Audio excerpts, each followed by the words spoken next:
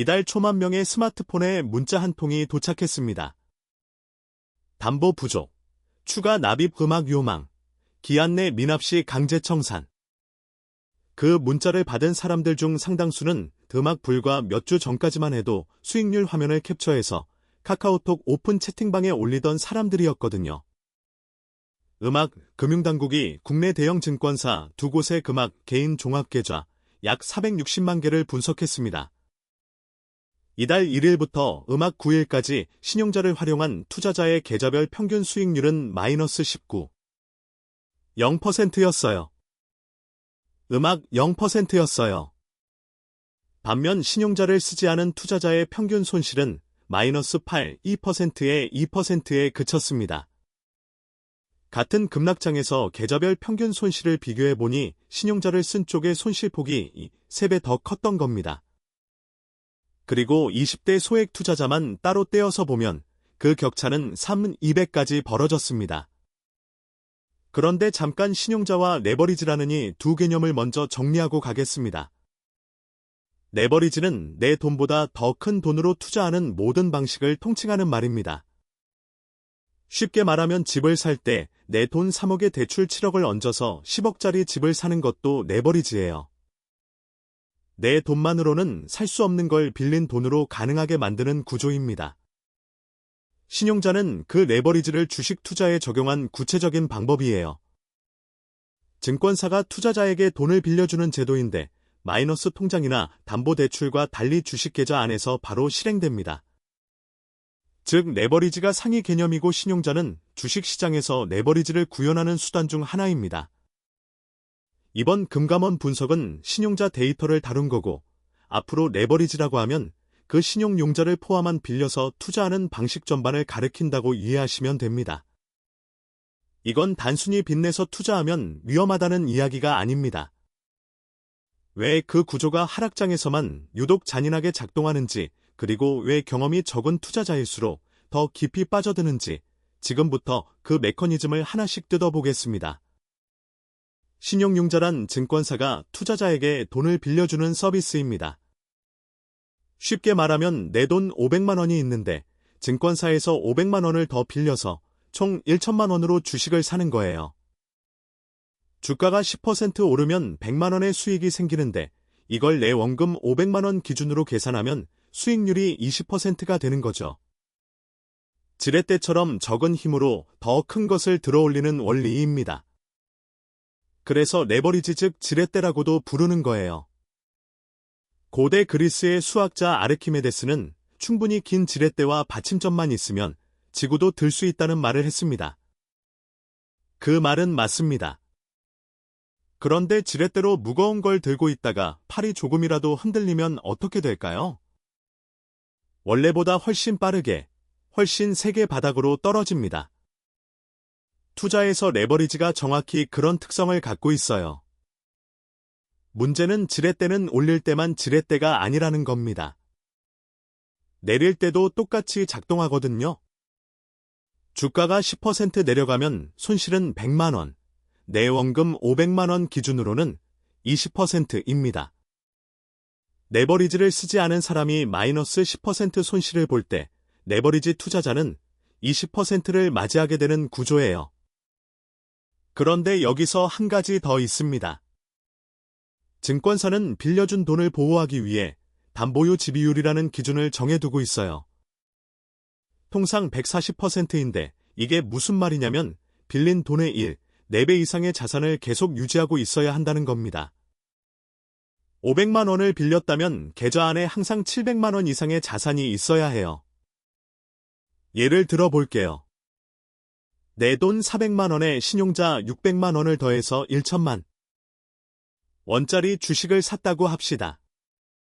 이때 담보 유지 비율을 계산하면 주식가치 1천만 원을 빌린 돈 600만 원으로 나누면 167%예요. 여유가 있는 상태입니다. 그런데 주가가 15% 내려가면 주식 가치가 850만 원이 됩니다. 850만 원을 600만 원으로 나누면 141. 7% 겨우 턱걸이입니다. 여기서 주가가 하루 더 빠지면 140% 기준이 깨지고 증권사는 추가 납입을 요구하는 문자를 보내게 됩니다. 이게 마진콜이에요. 마진콜을 받고도 기한 내에 돈을 채워넣지 못하면 증권사는 그 다음날 장이 열리는 순간 투자자의 주식을 강제로 팔아버립니다. 투자자의 동의 없이 투자자가 원하는 가격이 아닌 시장가로. 그것도 전일 종가에서 15%에서 30%를 추가로 할인한 가격을 기준으로 수량을 산정해서 강제 청산하는 거죠. 이게 반대 매매입니다. 실제 사례를 보면 이 구조가 얼마나 예상을 벗어나는지 실감이 됩니다. 최근 금감원에 접수된 민원을 보면 한 투자자의 경우 담보 부족 금액이 2,011만 원이었는데 실제 반대 매매 금액은 90만 원이었어요. 15배가 넘는 금액이 통째로 청산된 겁니다. 증권사 입장에서는 약관에 정해진 대로 전일 종가의 30%를 할인한 가격으로 수량을 산출한 것이지만 투자자 입장에서는 2,011만 원 문제를 해결하려다 3천만 원이 날아간 셈입니다. 규칙은 처음부터 있었지만 그 규칙이 실제로 어떻게 작동하는지를 아는 투자자는 많지 않았던 거예요. 조금 더 구체적으로 시뮬레이션을 해볼게요. B씨는 자기 돈 500만 원으로 주식을 샀습니다. B씨는 자기 돈 500만 원에 신용융자 500만 원을 더해 1천만 원 어치를 매수했어요. 주가가 20% 하락하는 상황이 발생했습니다. A씨의 손실은 100만 원, 남은 자산은 400만 원입니다. 속은 쓰리지만 버틸 수 있어요. B씨는 어떻게 됐을까요? 1천만 원짜리 주식이 800만 원이 됐는데 여기서 빌린 500만 원을 빼면 실제 자산은 300만 원입니다.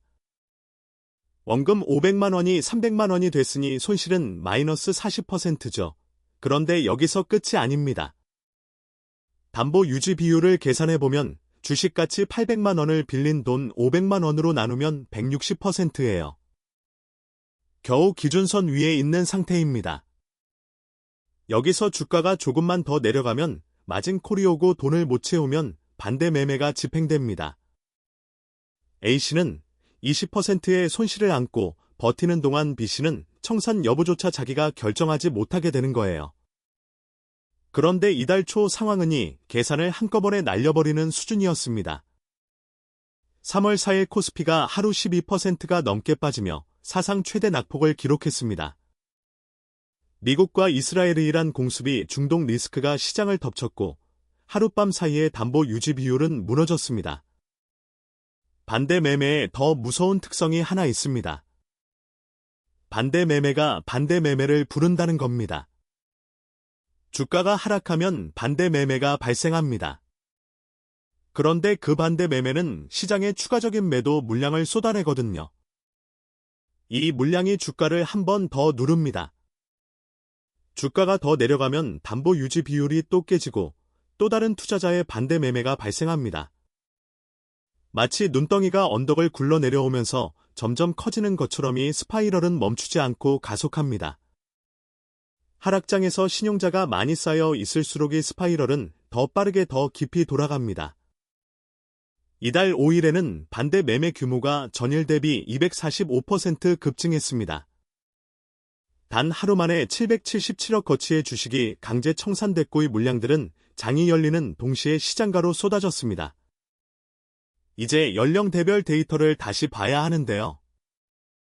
절대 손실만 보면 60대가 마이너스 19, 8%로 가장 컸습니다. 50대 마이너스 19, 3%, 40대 마이너스 19, 0%로 뒤를 이었고 20대는 마이너스 17, 8%로 상대적으로 낮아 보이죠. 이 숫자만 보면 젊은 투자자들의 피해가 덜한 것처럼 읽힙니다. 그런데 금융당국이 주목한 건 이 숫자가 아니었습니다.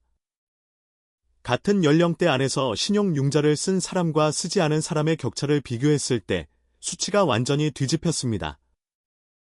20대에서 신용융자를 쓰지 않은 사람의 손실은 마이너스 6, 7%였습니다.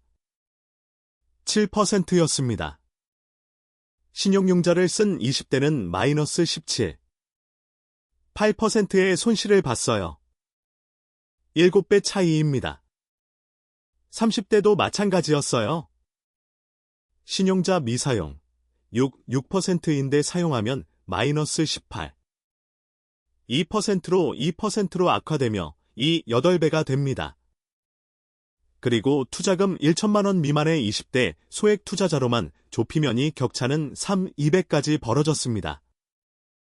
이 수치가 전 연령대, 전 투자 규모를 통틀어 가장 큰 격차였어요. 왜 20대일수록 이 격차가 더 커졌을까요? 금융당국은 물방 투자 성향을 주요 원인으로 꼽았습니다. 자산이 충분하지 않으니 여러 종목으로 나눠 투자하기가 어렵고 레버리지로 한두 종목에 집중해서 수익률을 극대화하려 했던 거예요.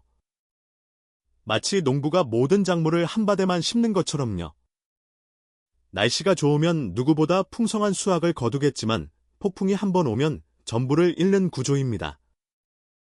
분산된 밭에 심은 농부는 폭풍이 와도 한반만 피해를 입고 나머지는 살아남을 수 있거든요. 주가가 오를 때는 이 전략이 실제로 먹히기도 합니다. 코스피가 5천에서 6천을 돌파하는 과정에서 레버리지 투자로 짧은 시간에 자산을 2배 가까이 불린 사례들이 오픈 채팅방에 넘쳐났거든요. 실제로 이 기간에 레버리지 인버스 ETF 같은 레버리지성 상품의 한평균 거래 대금은 전년 대비 5배 수준으로 급증했을 만큼 레버리지 투자에 뛰어드는 사람들이 빠르게 늘었습니다. 문제는 그 성공 경험이 뇌에 각인된다는 점입니다. 여기서 한 가지 생각해 볼 부분이 있습니다. 스포츠카 이야기를 잠깐 해볼게요. 운전 경력 3년 된 사람이 일반 세단을 몰다가 갑자기 빗길을 만나면 어느 정도 본능적인 대처가 됩니다. 천천히 감속하고 핸들을 살살 틀고 브레이크를 조심스럽게 밟는 경험이 몸에 배어 있으니까요. 그런데 같은 사람이 처음으로 고성능 레이싱카를 몰다가 빗길을 만나면 어떻게 될까요? 차가 반응하는 속도 자체가 달라집니다. 핸들을 꺾는 순간 이미 중심을 잃는 구조예요. 레버리지가 정확히 이런 특성을 갖고 있습니다. 상승장에서는 익숙하게 다루던 도구가 급격한 변동에 왔을 때는 전혀 다른 속도로 반응합니다. 그 속도를 처음 경험하는 사람에게 대응 시간은 주어지지 않아요. 이달 초 사태가 특히 더 가혹했던 이유가 하나 더 있습니다. 충격의 성격 때문이었어요. 금리 인상이나 경기 침체 우려는 시장에 서서히 반영됩니다. 지표가 나오고 예측이 나오고 포지션을 조정할 시간이 생기거든요. 그런데 미국과 이스라엘의 이란 공습 같은 지정학적 충격은 예고 없이 옵니다. 월요일 오전장이 열렸을 때 이미 상황은 달라져 있는 거예요. 사전 통지를 받아도 단시간 안에 현금을 마련할 수 있는 투자자는 많지 않습니다. 마진콜 납입 기한을 넘기면 다음날 장이 열리는 동시에 강제 청산이 실행되는데 그 타이밍은 투자자가 아닌 증권사의 시스템이 결정하는 거예요. 그것도 주가가 이미 크게 빠진 상태에서 추가로 할인된 가격을 기준으로 산출된 수량이 매도됩니다. 이 과정에서 원금 전부가 사라지는 경우도 발생합니다. 미수금이 남으면 증권사에 추가로 갚아야 하는 상황이 생기고 이 미수금을 제때 갚지 못하면 한국신용정보원에 연체 정보가 등록되어 이후 신용거래 전반에 불이익이 생길 수 있습니다. 이달 5일 기준 국내 위탁 매매 미수금은 2조 1,487억으로 급증했습니다.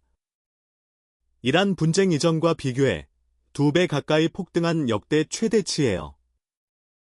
투자자들이 왜 이 위험을 알면서도 레버리지를 쓰는지 생각해 볼 필요가 있습니다. 인간의 뇌는 성공 경험을 훨씬 더 선명하게 기억하는 경향이 있거든요.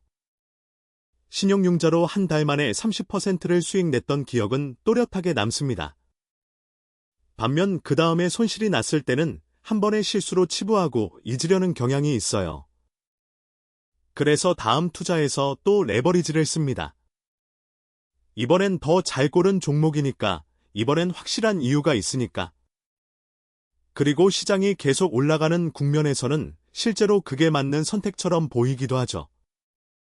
이걸 확증 편향이라고 합니다. 내가 믿고 싶은 방향의 신호만 보이고 반대 신호는 일시적인 노이즈로 무시하게 되는 심리예요. 주변에서 신용자로 돈 벌었다는 사람 이야기는 들립니다. 이렇다는 사람은 보통 조용히 사라지거든요.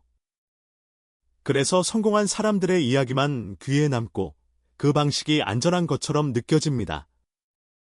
코스피가 계속 오르는 동안 그 믿음은 계속 강화됩니다. 그리고 충격이 왔을 때 가장 크게 베팅했던 사람이 가장 먼저 무너집니다. 신용융제는 이자도 있습니다. 증권사마다 다르지만 보통 7%에서 10% 수준이에요. 한 달이면 원금의 0.6%에서 0.8% 정도 이자 비용이 나갑니다. 주가가 횡보하는 상황이 지속되면 이자만으로도 계속 손실이 쌓이는 구조예요. 레버리지 투자에서는 시간 자체가 비용이 됩니다. 주가가 오를 것을 확신하더라도 생각보다 오래 기다려야 하는 상황이 오면 그 기다리는 시간 동안 이자가 원금을 천천히 꾸준히 갉아먹습니다. 마치 수도꼭지에서 물이 조금씩 새는 것처럼 멈추지 않는 구조예요. 처음엔 잘 보이지 않습니다. 한 달 이자는 얼마 안 된다고 생각하죠. 그런데 3개월, 6개월이 지나면 그 이자가 쌓여서 수익률의 상당 부분을 잠식합니다. 게다가 빌린 기간이 길수록 이자율이 올라가는 구조를 가진 증권사도 있어요. 7일 이내에는 연 5, 9%, 15일까지는 연 8%, 30일까지는 연 8, 2%, 90일을 넘어가면 연 9, 5%를 5%를 적용하는 방식으로요. 버티는 시간이 길어질수록 비용이 커지는 구조입니다.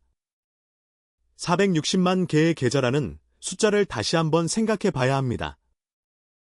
이번에 금융당국이 분석한 대형 증권사 두 곳의 계좌가 460만 개입니다.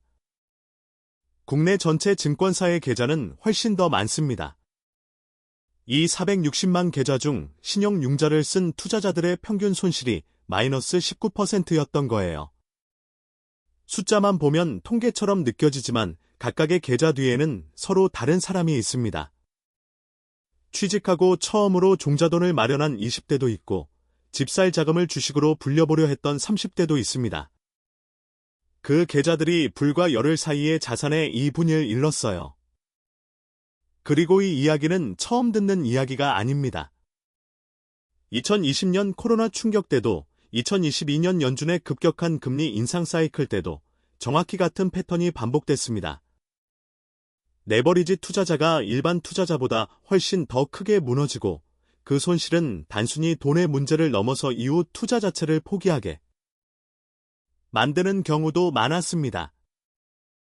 202년 강세장에서도 신규, 저연령, 소액 투자자일수록 신용거래 수익률이 낮고 분산 투자 수준이 떨어진다는 연구 결과가 나왔지만 4년이 지난 지금도 같은 양상이 반복되고 있는 거예요. 왜 역사가 반복될까요? 상승장이 충분히 길면 그 기간 동안 시장에 뛰어든 투자자들은 하락장을 경험하지 못한 채로 레버리지를 늘리게 됩니다. 코스피가 5천에서 6천까지 오르는 동안 새롭게 시장에 진입한 투자자들에게 20%, 30% 하락은 이론상의 숫자일 뿐이에요. 직접 겪어보지 않은 충격에는 대비하기가 어렵습니다. 그래서 매번 새로운 세대가 같은 실수를 반복합니다. 이번엔 다를 거라고, 지금 시장은 그때와 다르다고 생각하면서요. 투자에 버틸 수 있는 구조와 버틸 수 없는 구조의 차이는 이익을 낼 때가 아니라 손실이 났을 때 드러납니다. 레버리지가 없는 투자자는 주가가 반토막이 나도 버틸 수 있습니다. 언젠가 회복할 때까지 기다릴 수 있는 선택권이 있어요. 반면 레버리지가 있는 투자자는 그 선택권을 잃습니다. 담보 비율이 깨지는 순간 내가 원하는 시점이 아닌 시스템이 정한 시점에 청산이 일어납니다. 그 타이밍이 하필 가장 최악인 순간인 경우가 많고요. 투자를 오래 하려면 시장에 계속 남아 있어야 합니다. 시장에 계속 남아 있으려면 강제 청산당하지 않는 구조를 만들어야 해요. 수익을 극대화하는 방법보다 게임에서 퇴장당하지 않는 방법이 먼저라는 건 숫자가 아니라 이번 460만 계좌가 직접 증명한 이야기입니다.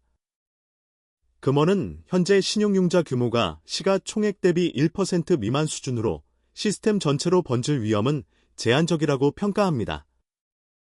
하지만 그 말이 개인 투자자에게 위안이 되지는 않습니다. 시스템이 살아남더라도 개인의 계좌는 이미 비어 있을 수 있으니까요. 시스템의 안전과 개인의 안전은 전혀 다른 이야기입니다. 레버리지의 아이러니는 그것을 가장 필요로 하는 사람에게 가장 잔인하게 작동한다는 점입니다. 자산이 충분한 사람은 신용자 없이도 충분한 투자가 가능합니다. 신용자를 가장 적극적으로 활용하는 건 종자돈이 적어서 빠르게 자산을 늘려야 한다고 느끼는 사람들이에요. 그런데 종자돈이 적을수록 분산 투자가 어려워지고 물방의 유혹이 커지고 충격이 왔을 때 버틸 여력이 줄어듭니다. 이번 데이터에서 투자금 1천만 원 미만 소액 투자자의 손실 격차가 가장 컸던 것도 그 구조가 반영된 결과입니다. 한 가지 더 생각해 볼 게 있습니다. 레버리지 투자가 특히 위험한 이유 중 하나가 상승장에서 너무 잘 작동한다는 점이에요. 코스피가 5에서 6천으로 오르는 과정에서 신용융자를 쓴 사람들 중 상당수는 실제로 수익을 냈습니다. 이건 부정할 수 없는 사실이에요. 문제는 그 경험이 다음 결정에 영향을 미친다는 겁니다. 한번 성공하면 다음에는 더 크게 베팅하게 됩니다. 두 번 성공하면 이 방법이 나한테는 맞는다는 확신이 생기죠. 사람의 뇌는 반복된 성공을 통해 특정 행동을 강화하는 방식으로 작동합니다. 도박장에서 슬롯머신을 당기다가 몇 번 연속으로 이기면 그 기계가 자신에게 유리하다는 느낌이 생기거든요. 실제로는 무작위인데도 불구하고요. 투자에서도 비슷한 착각이 일어납니다. 상승장에서의 레버리지 수익이 자신의 실력처럼 느껴지기 시작하면 다음 하락장에서 경고 신호를 인식하는 능력이 오히려 떨어집니다. 자신감이 리스크 감지 능력을 무디게 만드는 거예요. 사실 신용자가 나쁜 금융도구는 아닙니다. 단기적인 자금이 필요할 때 혹은 특정 종목에 강한 상승 모멘텀이 있을 때 짧게 활용하는 방식으로 쓰면 전문 투자자들도 활용하는 정당한 수단이에요. 문제는 그 도구를 언제, 어떤 상황에서 얼마나 쓰느냐입니다. 도구 자체가 아니라 그 도구를 다루는 방식이 결과를 결정하는 거죠. 불을 생각해보면 이해가 쉽습니다. 불은 음식을 만들고 추위를 막고 빛을 밝히는데 없어서는 안 될 도구입니다. 그런데 제어 없이 다루면 집을 태웁니다. 신용자도 그런 특성을 갖고 있어요. 작은 불씨는 유용하지만 변동성이 큰 장세에서 과도한 레버리지는 걷잡을 수 없이 번지는 화재가 될 수 있습니다.